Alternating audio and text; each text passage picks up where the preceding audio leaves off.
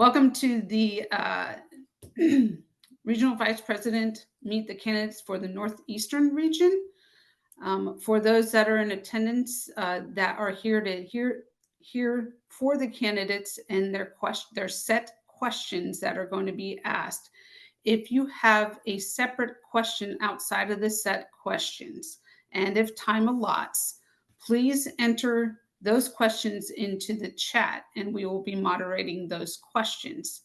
If they are for a specific individual, please state so. And if not, we're going to assume that that question is for all and we will ask all of those questions. All right. Before we get started, I'm going to quickly go through the candidates for the Northeastern region, whether they're on or they're not.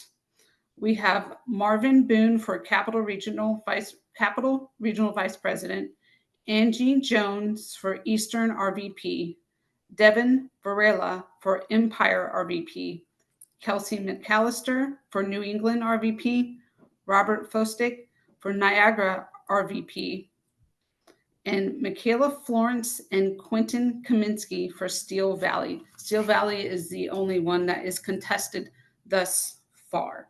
We also have on the meeting tonight current PVP for Northeastern, Stacy Jordan, and Charles Weening, who is the candidate for PVP. All righty. Before I get started with the questions, does anybody have any questions of me? All right. We are going to do round robin. We have Michaela Florence, we have Kelsey McAllister, we have and Robert Fosdick as far as candidates. And I don't think I missed any other candidates. So I will kind of have the candidates quickly introduce themselves prior to me asking any questions. So candidates, if you want to come off of mute and come on camera for those participants, that would be great. We will start with Kelsey McAllister if you want to do a 1-minute introduction. Sure thing. Happy to start us off. Hi, everyone. I'm Kelsey McAllister. I am running for the New England Regional Vice President. I am based out of Boston, and what New England is Boston and Providence metro area. I professionally work as a risk consultant at an accounting firm, RSM, and I really enjoy traveling, eating new foods, and concerts. DSP-wise, I have served as the New England Regional Vice President for the past 2 years, and I am looking forward to and hoping to continue that. Perfect. Thank you. Thank you. Thank you, Kelsey. What about Robert Fosdick? And if I mispronounce anybody's name incorrectly, my apologies up front. Robert? It's all good. Thank you, Amy. Hi, everyone. I'm Robert Fosdick, current Niagara Regional Vice President. So this will actually be my 4th term running for Regional Vice President. I've served in the role since 2019. Delta Sigma Pi, actually, I'm approaching my 10-year anniversary coming up in this fall. Professionally, I actually just started a new job a couple months ago at Cornback Electric in Buffalo. I'm actually a lighting sales specialist now, so it's been a pretty interesting couple of months for me venturing into a new industry, but it's been fun. Other than that, I'm a volunteer fighter and EMT, and I'm a big NASCAR fan, and also from Buffalo, New York, where we've just set up a new alumni chapter serving both the Buffalo and Rochester region. So excited to meet you all. Thank you. Perfect. Thank you so much. And Michaela Florence. Hi, everybody. I'm Michaela. I'm running for Steel Valley Regional Vice President. I was initiated at the MUPI chapter at Penn State Barron in the Steel Valley region in fall 2021. And while I was there, I served as VP of Alumni Relations, chapter president for 2 years. I was also on the Collegiate Advisory Committee for 2 years and the National Professional Development Committee. I was the Steel Valley Regional COI in 2024 and 2025, and then the Provincial COI in 2024. Outside of DSP, I just graduated with 2 degrees in marketing and economics, and I'll be returning to Behrend in the fall to start my MBA. And while I'm doing that, I'll be doing a graduate assistantship with the school and helping to plan their recruitment events, outreach activities, and then going through program reviews once they start during this school year. Perfect. Thank you, Brother Michaela. And Marvin Boone just joined us. Marvin, can you come on camera and do a quick introduction of yourself before I start asking all the candidates questions? Yes, you can't see me. I'm on. Yep, we got you. Awesome. My name is Marvin Boone. I am currently serving as RVP for the Capital Region. And I'm originally from Miami, Florida, moved here to Washington, D.C. to attend Howard University, got my degree in marketing, and currently I'm a real estate salesperson. And I enjoy doing minor projects around my house and church, attending the church activities. Perfect. And we will go ahead and get started with questions. Marvin, go ahead and stay on. I'm going to ask you the first question.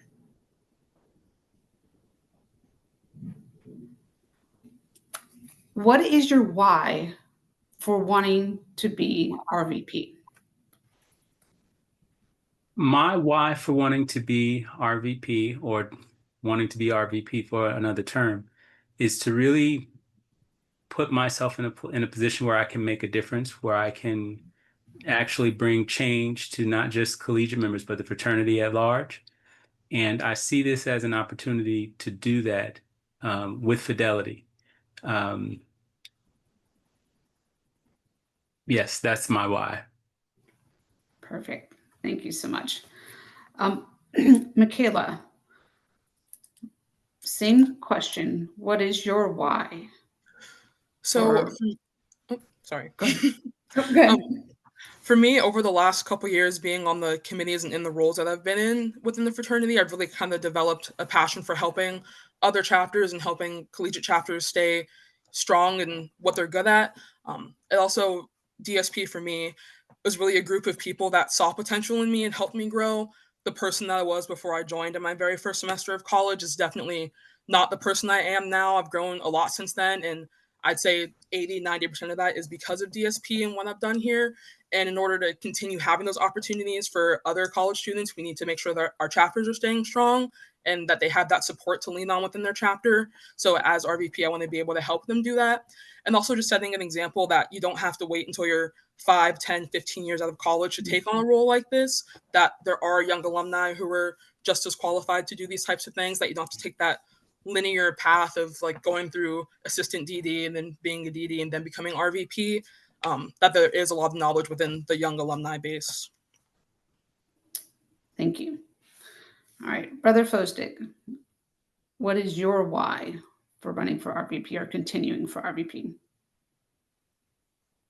I would say it's a way to stay involved. Over the last 6 years I've been in this role, I've developed great relationships with the collegiates in the Niagara region. And with us trying to get a greater focus on alumni involvement and staying involved after graduation, I feel building on the relationships that I've built with the collegiates so far would be a great way to continue to serve the region and DSP as a whole.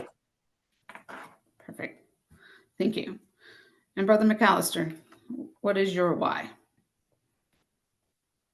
Simply, it's because I want to give back and help brothers have just as good of an experience or an even better experience than my own. I think there's a lot of different positions, and whether it's elected or committees or appointed or anything. And I think regional vice president suits me best because I really enjoy being a connector and meeting new people. And it's just macro enough where I can meet all kinds of people and have a large network and connect people, but it's not micro enough where I can still be affecting a large crowd and being that event person that I am. And I really like that, what Michaela said, because I did do DD for 1 year, but I'm 3 years out of college. And honestly, young alumni, it helps us create a thicker pipeline, a better pipeline for, I brought in all of my friends for DDs to help me out on my team. So I want to continue doing that and continue influencing younger alumni to get involved, whether it's this position or any other position. Perfect. Thank you. Go ahead and stay on for the next question. Since submitting your nomination, what efforts have you put forth to be prepared for day one within your role? I think our returning people have a little bit of a different answer to this. So I've been able to reach out to my DD team from this past year and see who wants to come back, what positions may need to be filled, and who kind of wants to step back and take more a mentorship role to get someone in new. So I've gotten that answer, and now I'm starting to reach out to my network and people who I know's network. And then I plan to set out cast a wide net over my region to see who wants to get involved in any kind of ways to get involved. I normally send out a form with all of the different opportunities we will face over the year. Perfect. Thank you. Brother Fosdick, do you need me to repeat the question?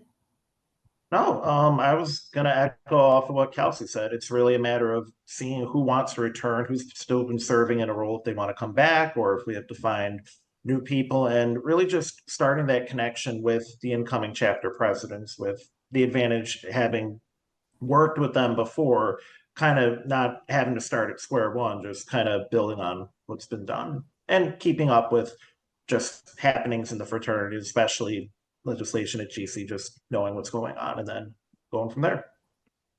Perfect. Thank you. Brother Florence. For me, it's really just been about making myself available and making sure that people know where to find me and how to contact me if they do want to chat about anything that might be going on in the region over the last 2 years, things that have happened in the past. And then in addition to that, also kind of reflecting on what I've heard from brothers over the last couple of years, being on different committees and going to events, seeing what they liked about what their RVP and district directors were doing with their chapters and what they didn't like, what maybe didn't work. That way I can be prepared to serve them however is best fit for their chapters if I am in the role. Thank you. And Brother Boone. Yes, one thing that I've implemented since submitting my name to do this position a second time is filling in the DD positions, assistant DD positions. I've contacted some brothers to find out, if they're interested in what they would actually like to see happen in those positions. And also just giving a lot of thought and effort. And I've done a few polls just on communication forms, not to add another thing for brothers to do, but I think that sometimes if we have a guide and when we have our meetings, we can sort of stay focused and target those things that we set out to target. So a lot can get misconstrued and lost in text messages and in emails. So I think that this is something that I would be able to utilize, as well as the incoming DDs and assistant DDs in my region. Okay, perfect. And go ahead and stay on for the third question.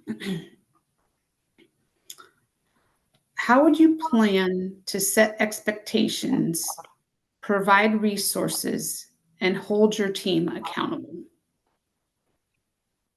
I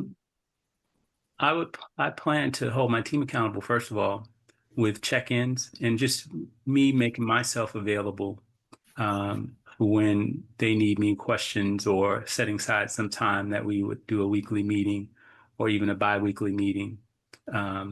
As it stands now, I'm pretty available, so people can contact me via text message and smoke signals and all of those good things.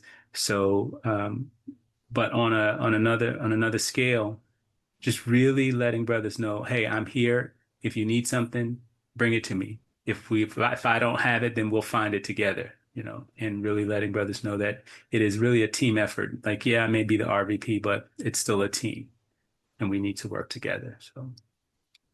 Perfect. Brother Florence, do you need me to repeat the question? No, that's okay. All right. Just to kind of echo that, I think it is really important to set expectations as a team. It's not really like my job to step in on the first day and say, I want everyone to do this, this, and this, and that's how I want it, and you're going to like it. Because it's really hard to hold people accountable that way when they don't have ownership over whatever the goal or expectation is. So just working as a team, that way we can all kind of agree on what direction we're heading in. And that way, if something does go wrong, there can be a conversation of, we agreed to do this, this, and this, something went wrong. Let's talk about what happened to make sure we can either fix it or make sure it doesn't happen again. And then also, as far as providing resources, just making sure I understand the different roles within the fraternity and who to turn to for specific questions, because obviously I won't know everything. Of course, I'm just one person, but making sure I'm using other people and their knowledge base as much as myself as well. Okay, thank you. Brother Fosdick. Thank you. I would say in terms of setting expectations, really communication is key.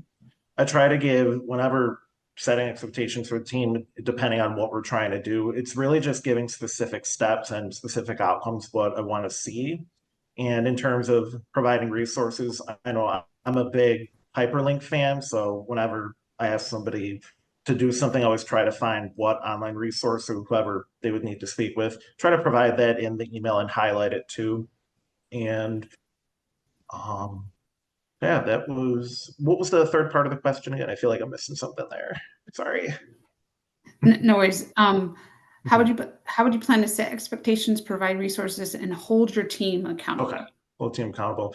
Yeah, that again, it's really communication. If something happened where the result isn't what we were expecting, it's really just kind of doing a deep dive and seeing what went wrong, what could have been done better, and really just also putting yourself in that team member's shoes, not to really come at them, but just to have that coaching piece to say, this is what we could do better, and really just make it a learning experience. Okay, perfect. Brother McAllister. Yeah, a lot of echoing. To be more specific, to set expectations, in the past and I'm planning to do this with the new people that join my team, have a meeting with everyone. Yes, probably Zoom, to really explain kind of what I expect, because I will say every region's a little bit different about what people expect of their district directors and what different RVPs do, and everyone's a little bit different. So just telling them the minimum, telling them how much I'm happy that they're there. And then also I got to know myself and how you're going to get a response out of me. And that's picking up the phone and calling me or texting me. So I get lots of calls now. But that's the way I respond. To provide resources and hold the team accountable. Resources, we're really the resource, right? That's what we can do. And we can point to the website, we can point to email the hub. That's always the fail safe.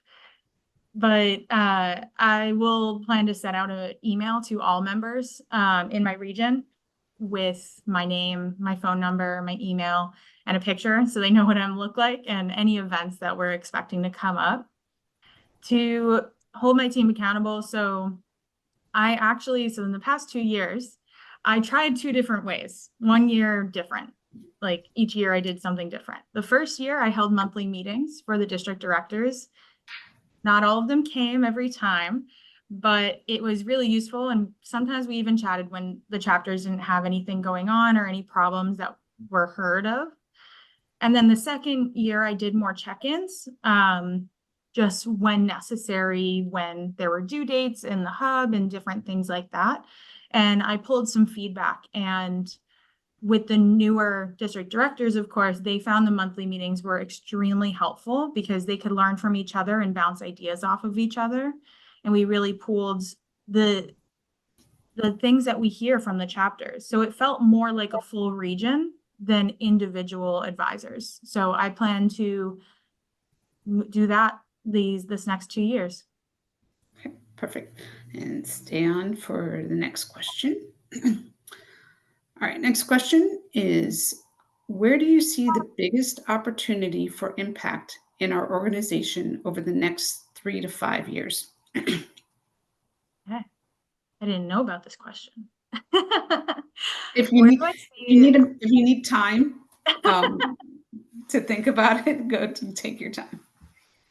Where do I see the opportunity for the biggest impact? I think it can really come with these. So I'm a huge proponent for these more local conferences because I've done it myself. I ran one out of my office for the New England region last year, and it was extremely helpful. Everyone knew each other's names. People connected with each other without me having to force them into a group chat. It was really useful to understand that there's more than just your chapter, and it's way more financially available and way more timely available, because we all know we're busy and we love saving money for fun things like travel and food. And so that's where I think the biggest impact is going to be made in these next 3 to 5 years, having more of those conferences, which will result in more members, more excitement over the fraternity, just helping build each other up and build more connections. Okay, perfect. So before I go to the next candidate with this question, this question was specifically for a board question, and my apologies on that. We do have time for it, and as nominations committee member, I challenge you to answer the question. But if you don't want to, just state that you just want to pass. So with that, Brother Fosdick. Thank you, Amy. And I'm going to add to what Kelsey was saying with the local conferences and summit. I'm excited that I'm going to have one in my region this fall too, in Syracuse, I believe. But I see it as an opportunity to kind of keep newly graduated collegiates, new alumni, to kind of keep them involved. Because I feel when people are trying to figure their lives out right after they graduate, if they're moving to a new city or starting a new job, there could be the potential that they kind of put Delta Sigma Pi on the back burner and potentially they may not come back. If we give them an opportunity to be involved to attend a local event where they can kind of stay involved right after graduation, I think that's a great opportunity so that we don't lose as many alumni and it can build a bit bigger pipeline for volunteer leadership and just continued involvement. Okay, thank you. Brother Florence. Yeah, I think kind of similar to that, one of the biggest opportunities will be growing the alumni involvement. I'm a little bit biased towards this just from being in professional development committee. We've kind of been working on this, but making the volunteer leadership positions not seem as daunting. I think right now among like younger alumni, everyone thinks you either have to be like the grand president or a PVP or an RVP or spend a whole lot of money and do something like that. But there are a lot of different roles and places that the fraternity can use alumni help, whether it's just presenting something at a conference or being there to help with registration or things like that. So just kind of educating people on what it is that can be done as a volunteer outside of those like bigger, more daunting roles. That way people feel more inclined to stay involved. Perfect. Thank you. And lastly, Brother Boone. Okay, could you repeat the question, please? Oh, sure, absolutely. Where do you see the biggest opportunity for impact in our organization over the next 3 to 5 years? The biggest opportunity for impact, aside from what my colleagues have already mentioned, is collaboration within the region. I think that there's a lot of missed opportunity for chapters to support one another that we don't take advantage of. There's so many virtual opportunities. And even myself, I didn't see this until having to be on the front lines with one of my chapters and just trying to figure out a way to help, what I say. And then I came up with all these ideas and other brothers came up with other ideas to help virtually. So I think that there is a lot of opportunity for impact, a lot of opportunity for discovery in that realm of virtual campaigns, I guess to say. Perfect. Thank you. And thanks for the candidates for asking a board question. Again, my apologies on that. But I think the answers were well received. All right. That's kind of the end of the standard questions for everybody. I kind of skimmed the chat. I don't think I see any questions from the audience. If again, we still have plenty of time, so if the audience wants to ask a question, whether in person or on the chat, that would be fine. And in the meantime, while you think of the questions, you may want to ask the candidates. Just a couple of reminders. There's going to be a RVP virtual training on the 20th of July ahead of GCC. So any RVP candidate that wants to do the training is more than welcome to come. And for those that want to know more about the candidates for tonight, I'm going to drop the direct link to the 2025 candidate beacon in the chat.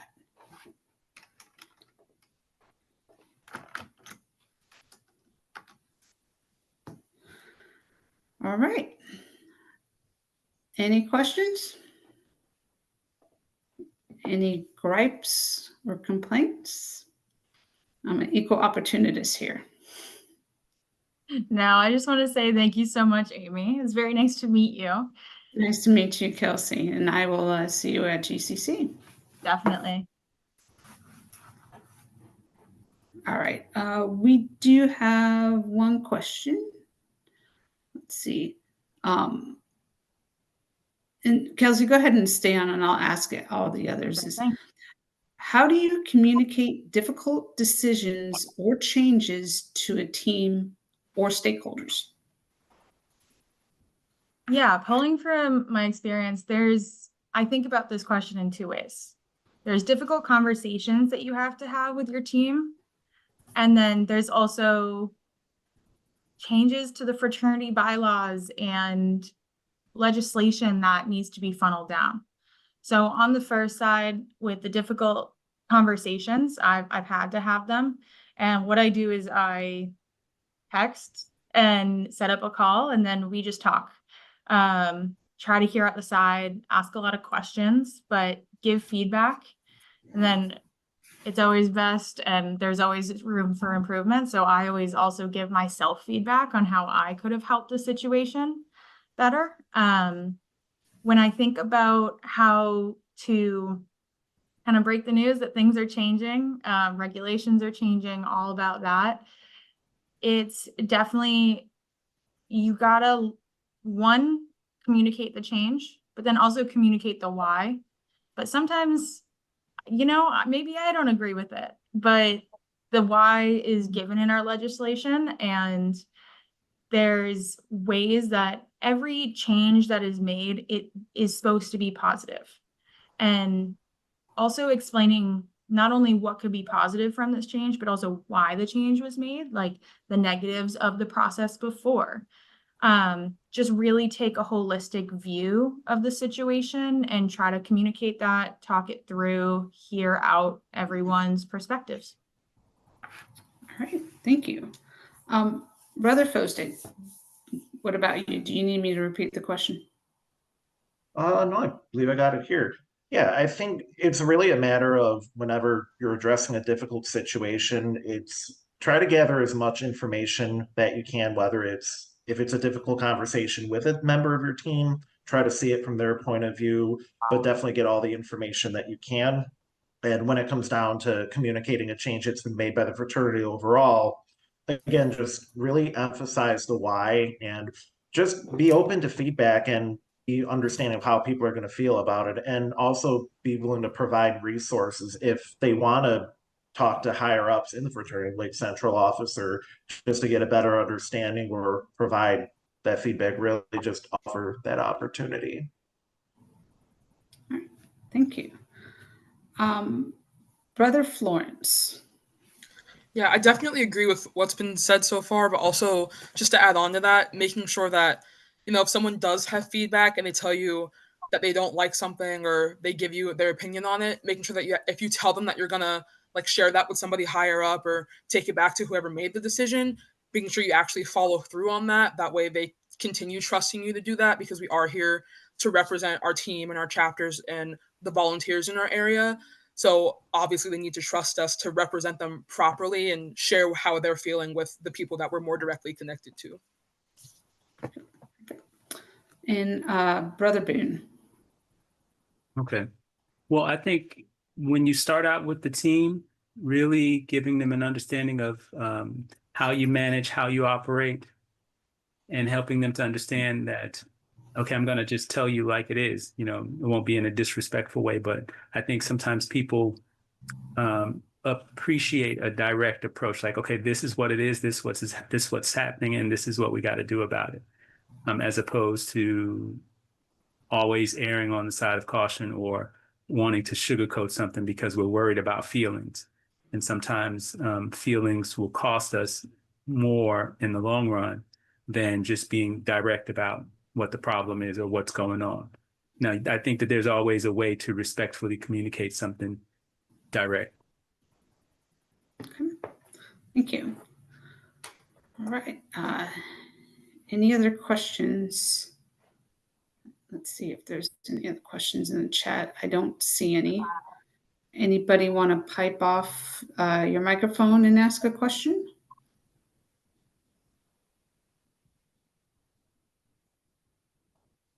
All right. Going once, going twice. All right. Then with that, this concludes the Meet the Candidates session for the Northeastern province. I hope everybody has the rest of a great rest of your evening, and I'm going to give you just shy of 30 minutes back on your time. Thank you.